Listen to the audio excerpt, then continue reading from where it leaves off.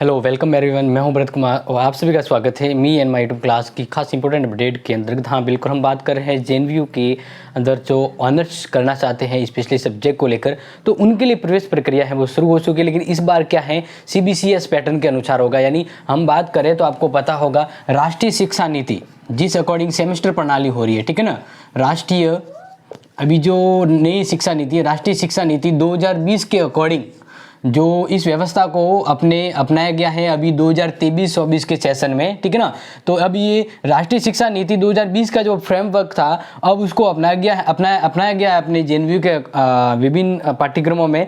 तो 2023-24 में जो भी लगभग होने वाले हैं, ये जो भी जिनके शिक्षण मतलब अलग अलग जो कोर्सेज हैं, तो वहाँ पर से सेमेस्टर सिस्टम है वो अप्लाई किया जाएगा, ठीक है।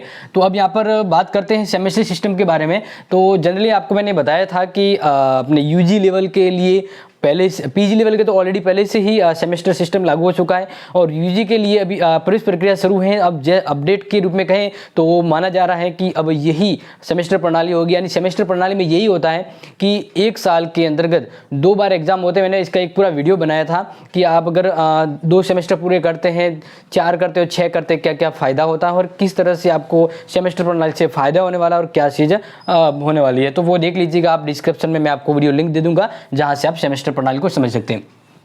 अब बात करते हैं कि ये जो अपने ऑनर्स करना है जिसको, तो उनके लिए ऑनर्स पाठ्यक्रम है वो अब की बार है वो सेमेस्टर सिस्टम पे होगा। यानी एक साल में 2 बार एग्जाम होंगे, जैसे हाफ ईयरली और फाइनल होता है उसी तरह। अब यहाँ पर बात करें तो जेएनयू के जो स्पेशली अपडेट है उस अपडेट के अकॉर्डिंग हम बताएं तो बीए ऑनर्स और बीकॉम ऑनर्स की जो प्रवेश प्रक्रिया है वो अब शुरू हो चुकी है। शुरू का मतलब है बुधवार, यानी आज ही के दिन, ठीक है ना, बुधवार से। तो अब इसकी बात करें कि एक तो इतिहास, संस्कृत और शास्त्र 3 सब्जेक्ट को यहाँ पे हाईलाइट किया गया है। और बीकॉम की बात करें तो बीएफई, अकाउंटिंग और बिजनेस एडमिनिस्ट्रेशन, इन 3 के लिए। तो अब जिनको ऑनर्स करना है तो यहाँ पर ध्यान रखिएगा, एक तो ऑनर्स होता है कॉलेज के बाद होता है जो सिस्टम जो अप्लाई प्रक्रिया होती है उसके बाद। अभी फिलहाल हम बात करें सेमेस्टर सिस्टम से तो 12th के आधार पर, 12th में जो परसेंटेज है, ठीक है ना, 12th में परसेंटेज के आधार पर वो कॉलेज भी करेगा और साथ साथ में उसे कॉलेज के दरमियान एंड में है वो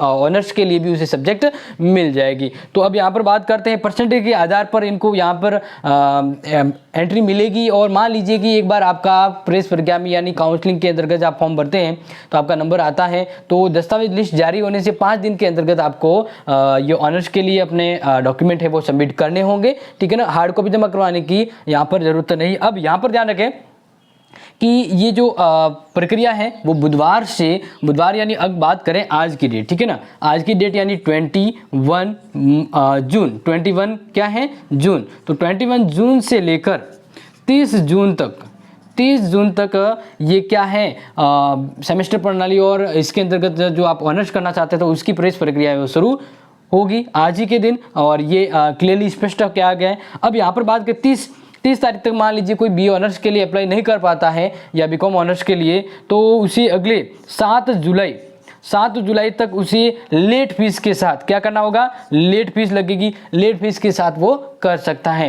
तो ये एक बड़ी अपडेट थी जो मैंने आपको दी। और वैसे आपको पता होगा यहाँ पर अपने कॉलेज की क्लास और महत्वपूर्ण अपडेट और बीएसटीसी की क्लास कंटिन्यू चल रही है। तो बिल्कुल आप और कोई डाउट है आपके तो बिल्कुल कमेंट कीजिएगा। मिलते हैं नेक्स्ट वीडियो में, तब तक के लिए take care and loving this video, share this video. Thank you so much.